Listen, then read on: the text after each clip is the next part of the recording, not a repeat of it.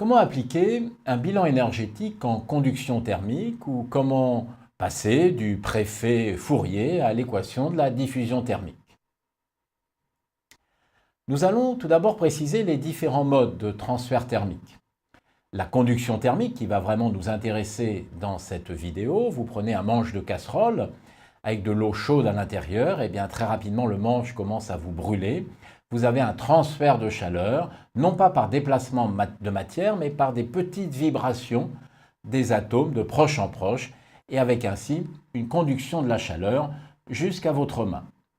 Vous avez également le phénomène de convection à l'intérieur de la casserole, où l'eau chaude monte et est remplacée par de l'eau froide. Vous avez ainsi des mouvements de convection, d'où des rouleaux de convection à l'intérieur de la casserole.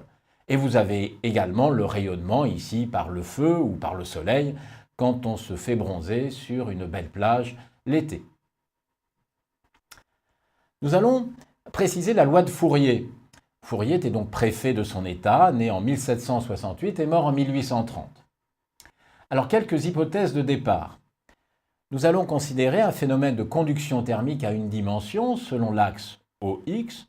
Et pour préciser les choses, on suppose que l'on a une zone chaude à gauche et une zone froide à droite. Expérimentalement, on constate que le transfert thermique a lieu des zones les plus chaudes vers les zones les plus froides. Si on considère une surface perpendiculaire à l'axe OX, eh bien on constate que ce transfert thermique est proportionnel à la surface S, à travers laquelle on va évaluer le transfert thermique, et il est également proportionnel à la durée du transfert. Par ailleurs, ce transfert thermique augmente de manière linéaire avec le gradient de la température. C'est ainsi que Joseph Fourier a pu donner une loi phénoménologique qui traduit le mode de transfert par conduction. Sous la forme donc delta Q, le transfert thermique est égal à moins lambda, une constante de proportionnalité dont on donnera la signification tout à l'heure, fois le gradient de la température, c'est-à-dire la dérivée partielle de la température par rapport à la position x, fois la surface, fois l'intervalle de temps dt. On peut alors définir le vecteur densité de courant thermique. En valeur algébrique, ce n'est rien d'autre que le transfert thermique divisé par la surface et par le temps. Ça représente donc le transfert thermique qui traverse une surface unité pendant un temps unité. Le vecteur lui sera donc égal à moins lambda fois la dérivée partielle de la température par rapport à x, fois le vecteur ux qui traduit la propagation selon OX. Alors expliquons un peu le signe moins. Eh bien, lorsque le gradient de température est positif, c'est-à-dire que la température augmente, eh bien le vecteur J doit être évidemment dans l'autre sens, des températures chaudes entre guillemets vers les températures froides. D'où la nécessité de mettre ce signe moins. Lambda est une constante caractéristique du milieu dans lequel on s'intéresse à cette conduction thermique. Lambda est appelée la conductivité thermique et on peut vérifier qu'il est exprimé en watts, mètre-1, Kelvin-1 dans le système international. Sur la vidéo, vous pouvez voir quelques valeurs typiques de la conductivité thermique, donc je vous laisse lire tranquillement. Dans le cas des gaz, dans le cas des liquides non métalliques, dans le cas des solides métalliques et dans le cas des matériaux de manière générale non métalliques. Retenez que lambda vaut, vous voyez, 0,06 pour des mauvais conducteurs et peut atteindre, vous voyez, 400 pour des excellents conducteurs comme le cuivre ou l'acier. D'une manière générale, quand on se placera à 3 dimensions, la loi de Fourier s'écrira sous la forme JTH égale moins lambda gradient de la température. Définissons maintenant le flux thermique. On a vu que JTH finalement était le transfert thermique à travers une surface unité pendant un intervalle de temps unité. On définira le flux thermique ou la puissance thermique comme étant le flux du vecteur J, donc J fois S, et ça représentera finalement la quantité de chaleur qui traverse la surface pendant un temps unité. Ainsi, pour avoir l'énergie qui traverse la surface, il faudra juste multiplier par dt. D'une manière générale à 3 dimensions, le flux thermique sera le flux du vecteur J à travers la surface S orienté par le vecteur n, normal à la surface. Et le vecteur n sera obtenu en orientant la surface, de manière générale, comme d'habitude en électromagnétisme, à partir de la règle du tire-bouchon. Ainsi, si on considère une conduction thermique, par exemple la symétrie sphérique, imaginez une sphère chaude et la conduction thermique se fait dans la direction du vecteur UR, eh bien le flux thermique sera égal au vecteur J, qui va dépendre de R, distance au centre de la sphère et du temps, multiplié par la surface d'une sphère située à la distance petit r du centre, 4pi petit r carré. La deuxième relation nous donne cette fois un flux thermique à travers un cylindre, 2pi RH, H étant la hauteur du cylindre, fois la valeur algébrique du vecteur J. Intéressons-nous maintenant au bilan local d'énergie à une dimension en supposant qu'il n'y a pas de source interne au milieu. Pour cela, nous allons appliquer le premier principe, du égale delta Q, au système suivant. On considère un cube situé entre les abscisses x et x plus dx et de surface transverse S. À l'instant t, la température est T en x à l'instant t. On appelle mu la masse volumique du système, supposé homogène, Cm sa capacité calorifique massique, et notons phi en xt le flux qui rentre par la gauche en x, et phi en x plus dx à l'instant t le flux qui sort à droite par la surface S. Et pour préciser les choses, mais ce n'est pas vraiment utile dans le raisonnement, on suppose que la zone chaude est à droite et la zone froide, chaude à gauche et la zone froide à droite. Revenons donc sur l'écriture du premier principe, du égale delta Q. Que vaut la variation d'énergie interne? Eh bien, du, c'est l'énergie interne de notre cube en x à l'instant t plus dt, moins l'énergie interne à la même position à l'instant t.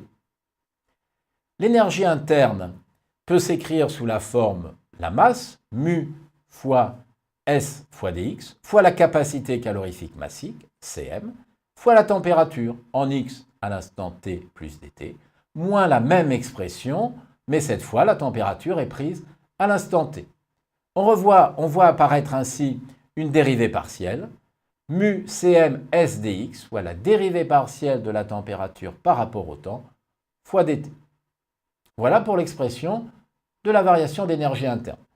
Qu'en est-il maintenant du transfert thermique? Précisons également qu'il n'y a pas de travail puisque le volume est constant, il n'y a pas ici de force de pression. Eh bien, delta Q est juste égal au flux en x moins le flux en x plus dx, c'est-à-dire à moins la dérivée partielle du flux par rapport à x fois dx fois dt.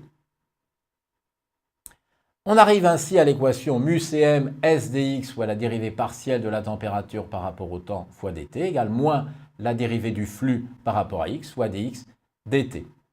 Mais sachant que le flux, ce n'est rien d'autre que la surface fois le vecteur J, on arrive finalement à l'équation qui est soulignée en dessous, qui est l'équation de conservation de l'énergie en l'absence de source thermique au sein même du matériau, mu fois Cm fois la dérivée partielle de la température par rapport au temps, égale moins la dérivée du vecteur J par rapport à x.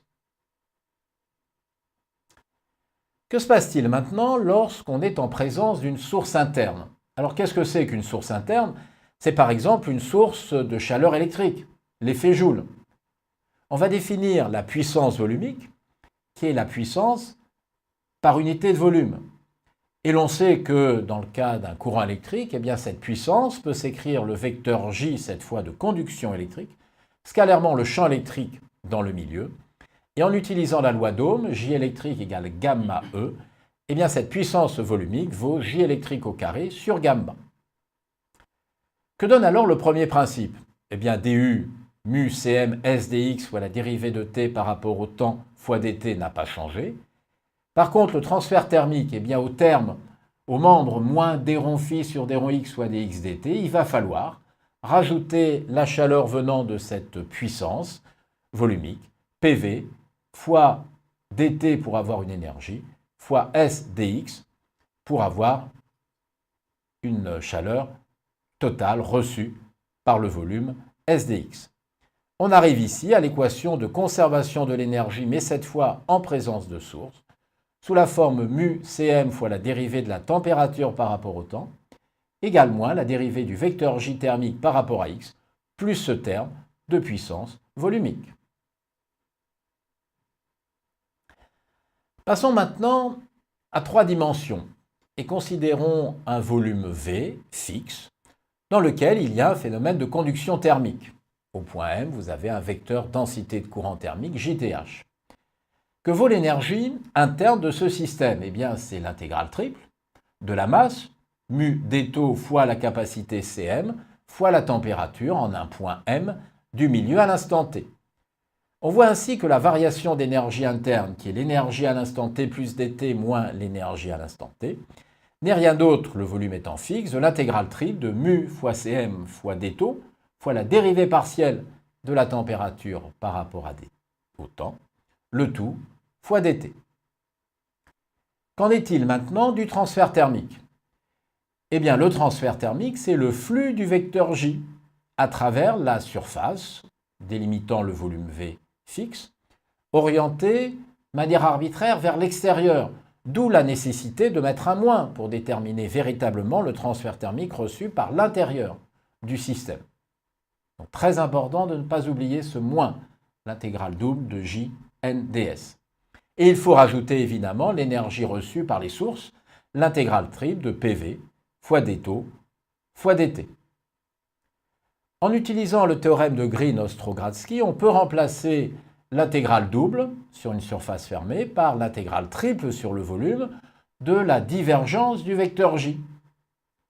Et en écrivant ensuite que cette égalité est vraie quel que soit le volume V fixe, eh bien on arrive à l'équation de conservation de l'énergie avec source à 3 dimensions, sous la forme mu fois Cm fois la dérivée de la température par rapport au temps égale moins la divergence du vecteur J, plus cette puissance volumique.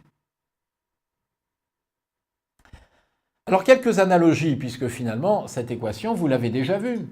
Quand vous avez écrit la conservation de la charge électrique en électromagnétisme, eh bien divergence de J électrique, plus la dérivée de la densité volumique de charge par rapport au temps égale à 0. C'est la même équation. Pareil pour la conservation de la masse en mécanique des fluides, je ne vais pas lire toutes les équations. Pareil pour la conservation du nombre de particules en diffusion, particules. Et également, peut-être plus compliqué, la conservation de l'énergie électromagnétique, dérivée par rapport au temps de 1,5 de epsilon 0 fois le champ au carré plus 1,5 du champ magnétique au carré sur mu0, égale moins la divergence d'un vecteur E vectoriellement B sur mu0, le vecteur de Poynting, plus la puissance électrique, J électrique, scalaire E. Vous avez ici 4 équations de conservation tout à fait semblables à celles que nous venons de démontrer. Comment obtenir maintenant l'équation de diffusion thermique, c'est-à-dire l'équation vérifiée par la température? Eh bien, il suffit, on est ici à une dimension, de remplacer le vecteur JTH par la loi de Fourier, c'est-à-dire moins lambda fois la dérivée de la température par rapport à x. On obtient ainsi, sans source, que la dérivée seconde de la température par rapport à la position est égale à mu fois Cm sur lambda fois la dérivée de la température par rapport au temps. Et avec source, je vous laisse lire, il suffit de rajouter le terme sur la puissance volumique. Dans la suite, on pourra noter un coefficient important, qui est le coefficient de diffusion thermique, sous la forme D égale lambda sur mu fois Cm. À 3 dimensions, bien rappelons que le vecteur J, c'est moins lambda du gradient de la température. Et la divergence du vecteur J devient alors la divergence de moins lambda fois le gradient, c'est-à-dire moins lambda fois le laplacien de la température. Et l'on obtient ainsi à 3 dimensions les deux équations de diffusion thermique que je vous laisse lire, sans source et avec source.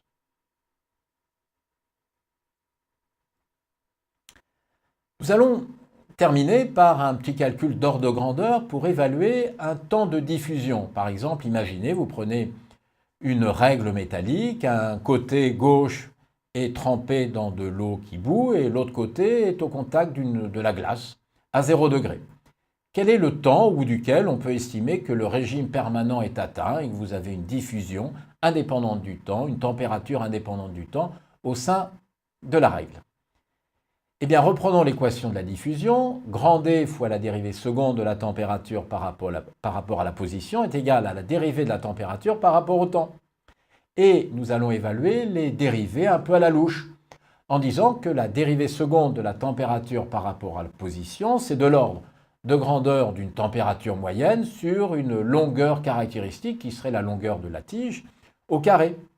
Donc D fois grand T sur L carré va être à peu près égal à la dérivée de la température par rapport au temps, c'est-à-dire à une température moyenne T, sur bien le temps de diffusion que l'on cherche, et on en déduit que tau vaut à peu près L carré sur D.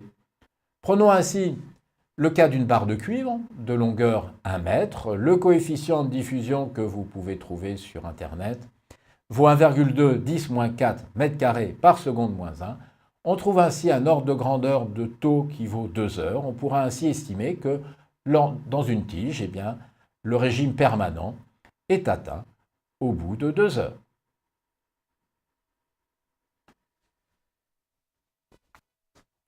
Voilà.